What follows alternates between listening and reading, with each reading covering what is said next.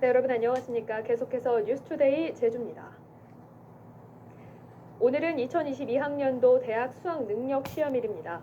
이번 수능 역시 지난해에 이어 코로나19 상황 속에서 실시가 되면서 수험생들이 유의해야 할 점들이 많은데요.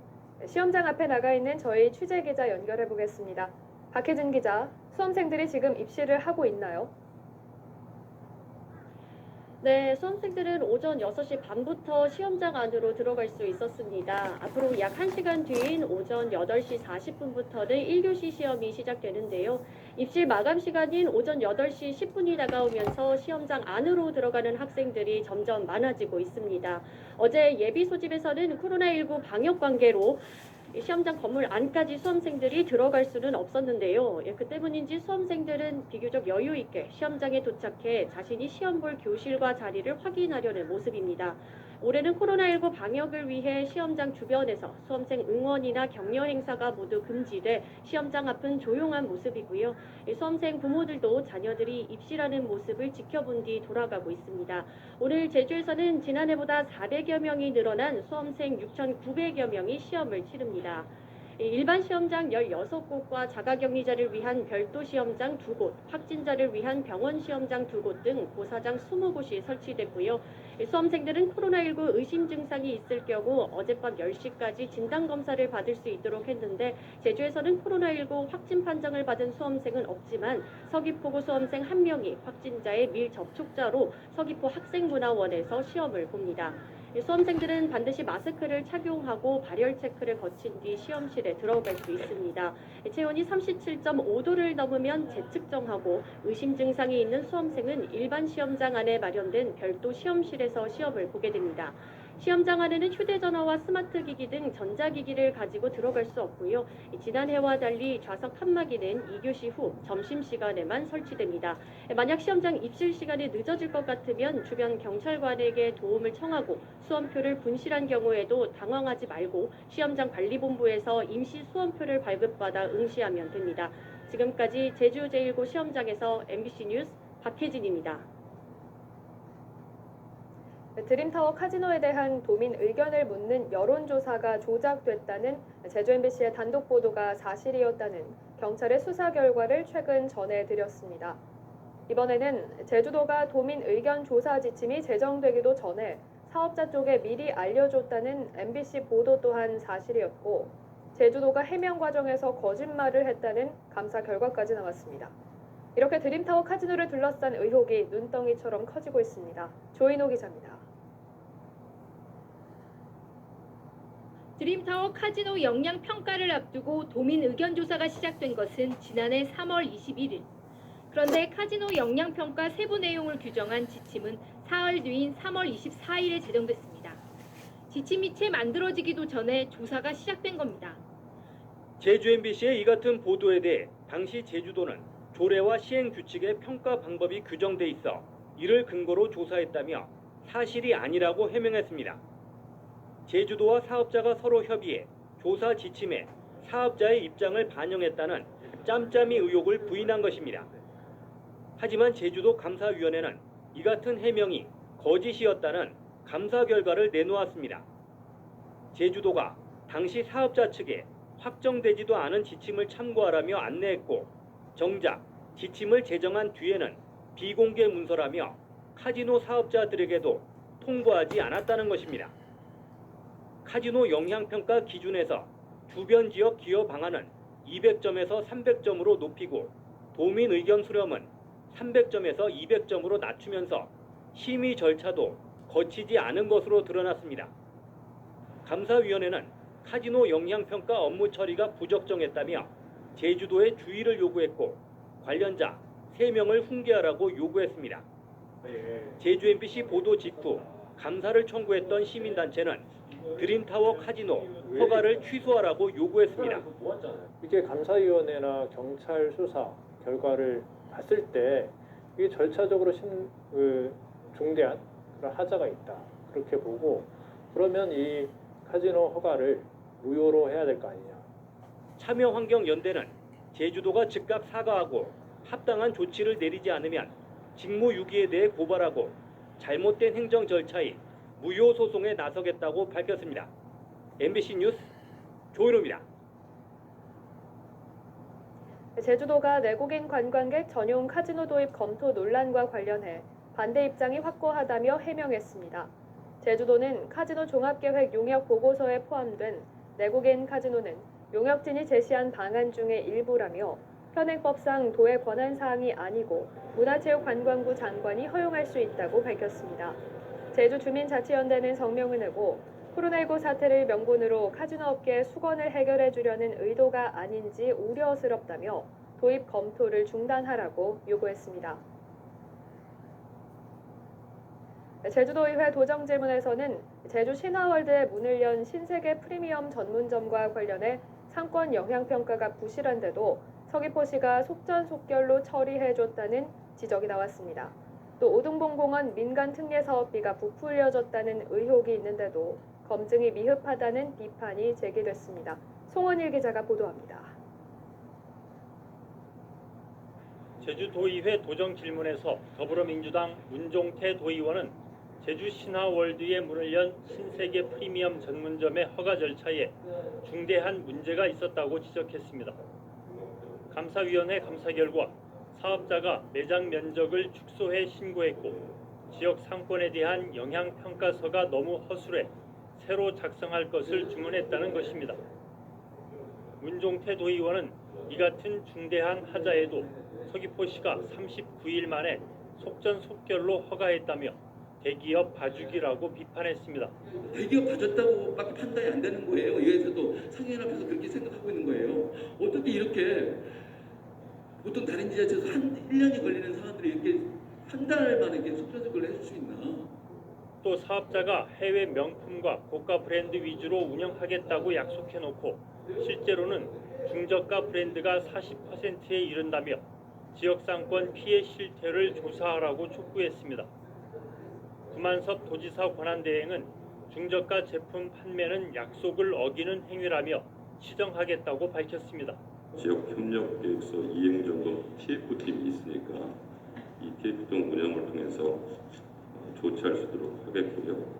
오등봉 공원 민간특례 사업의 문제를 계속 제기해온 홍명환 도의원은 사업비 과다 책정 의혹을 제기했습니다. 광고비 50억 원과 민원 처리 비용 22억 원, 예비비 372억 원 등 일부 사업비 항목이 부풀려진 의혹이 있는데도 검증은 미흡하다고 비판했습니다. 허위 내용이 만일 있을 경우에는 그 업체를 이제 변경하거나 또는 자격을 박탈할 수도 있다라고 지침이 되어 있습니다. 이런 부분에 대해서 검토를 좀 해야 되지 않을까. 구만섭 도지사 권한대행은 사업자 선정 과정과 각종 의혹에 대해서는 공익소송과 감사원 감사 결과에 따라 처리하겠다고 답했습니다. MBC 뉴스 송원일입니다.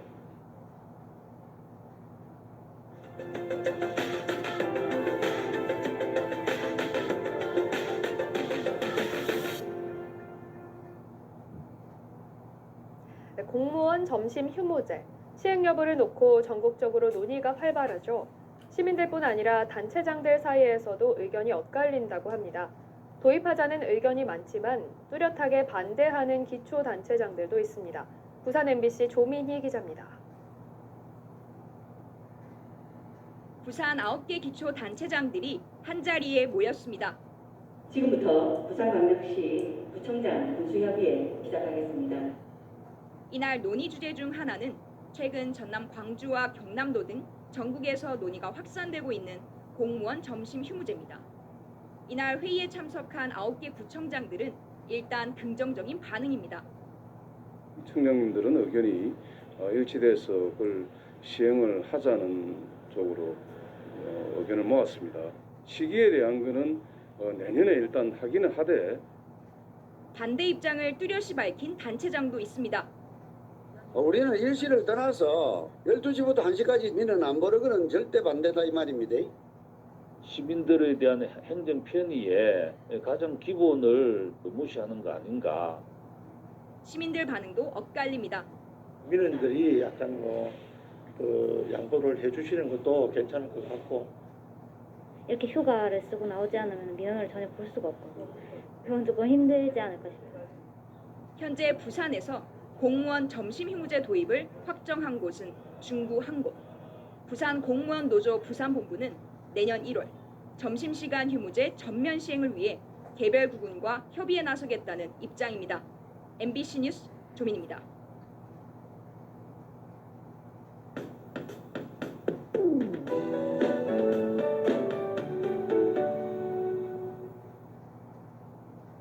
날씨도 수험생들을 도와주는 듯 합니다.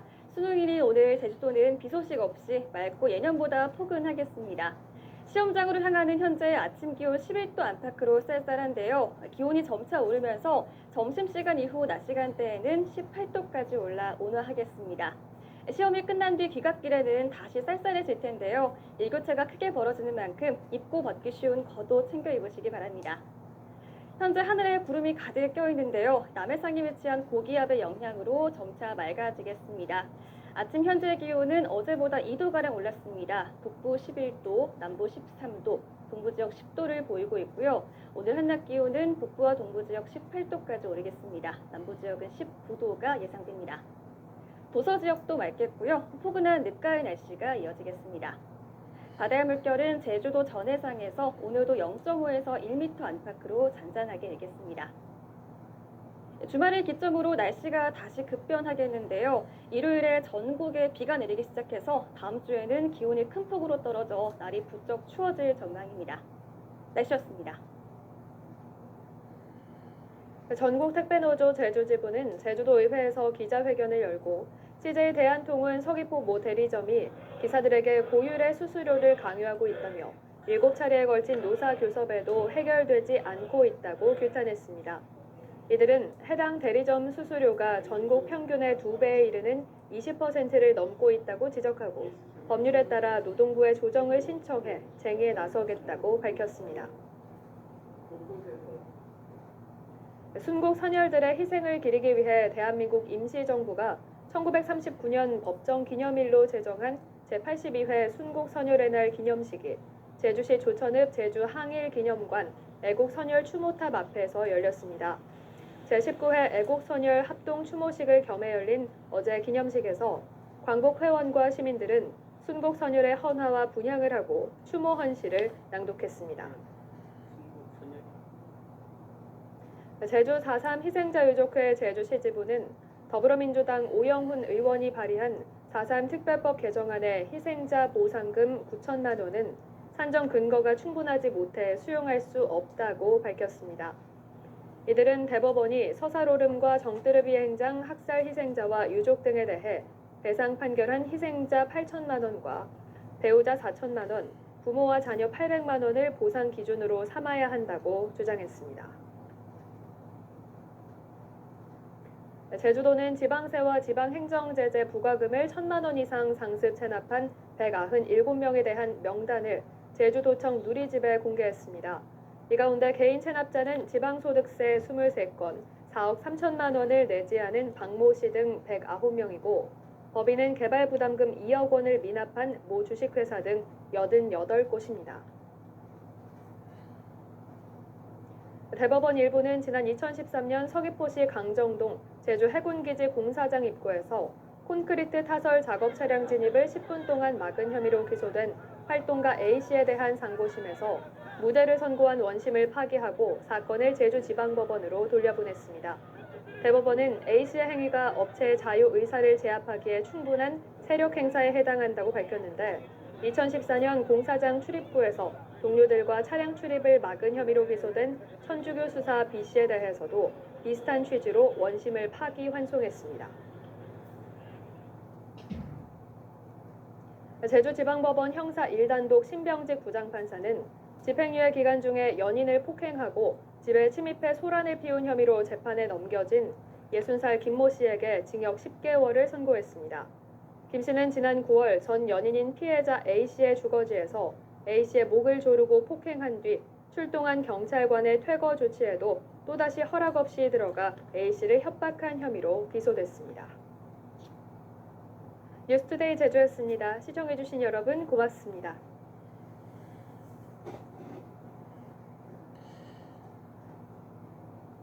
왜 인기도 없는 수호 사업을 한다고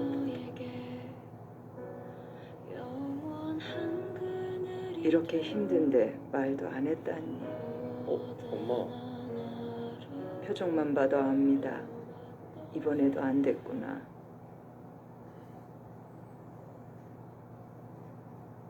엄마, 나 믿지? 하나뿐인 자식을 돕고 싶지만 내게 남은 것도 건물 하나뿐이라. 신탁으로 증여하시면 임대료는 아드님께 가도 건물에 대한 권한은 어머님께 있습니다. 아들, 첫 투자자는 엄마가 되어줄게.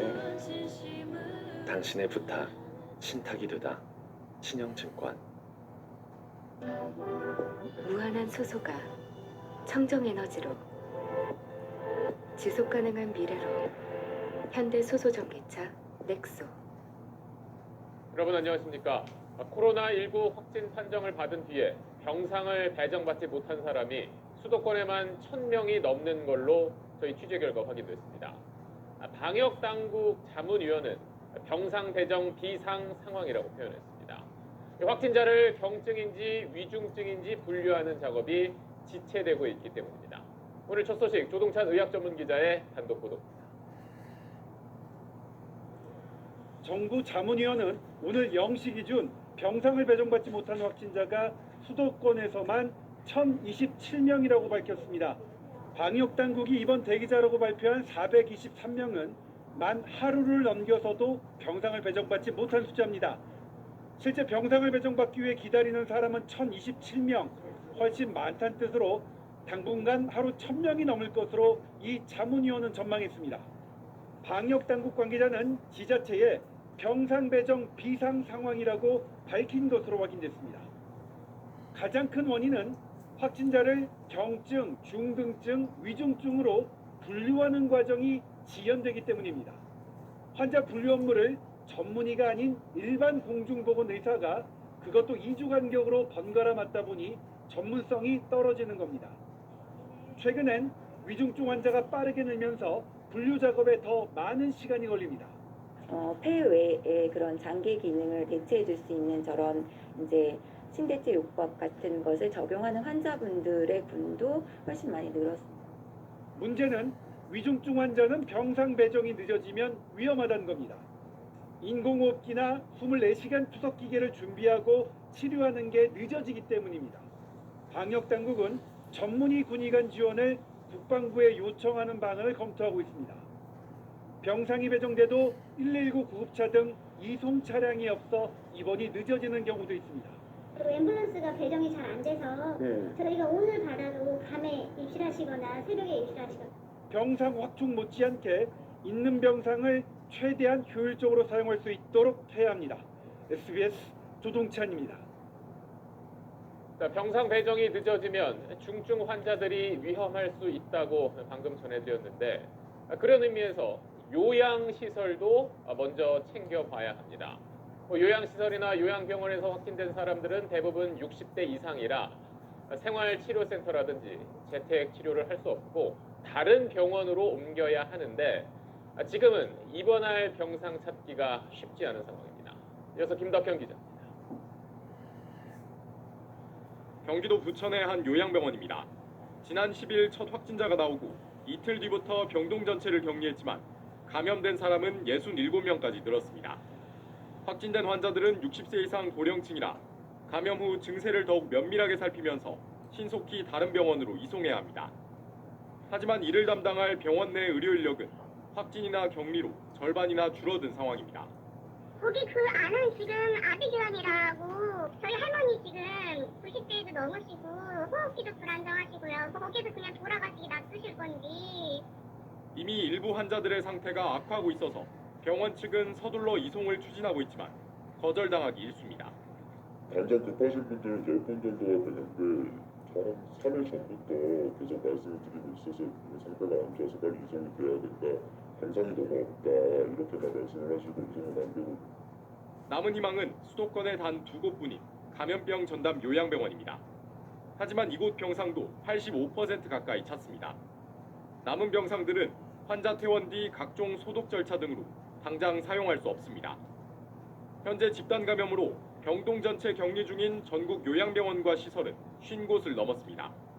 정부는 비수도권 병상을 최대한 활용하고 추가 지정한 수도권 감염병 전담 요양병원 4곳에 서둘러 병상을 마련할 계획입니다. SBS 김덕현입니다. 방역당국은 그동안 하루 확진자가 10,000명, 위중증 환자가 한 1,400명 나와도 충분히 감당할 수 있도록 준비하고 있다고 했습니다. 그런데 단계적 일상 회복을 시작하고 이제 확진자 3,000명, 위중증 환자는 500명을 넘었는데 벌써 곳곳에서 비상등이 켜졌습니다. 그 이유와 대책을 박찬근 기자가 취재했습니다. 김포의 코로나19 거점병원, 위중증 환자들이 치료받고 있습니다. 의료진은 코로나와 치열한 싸움 중입니다.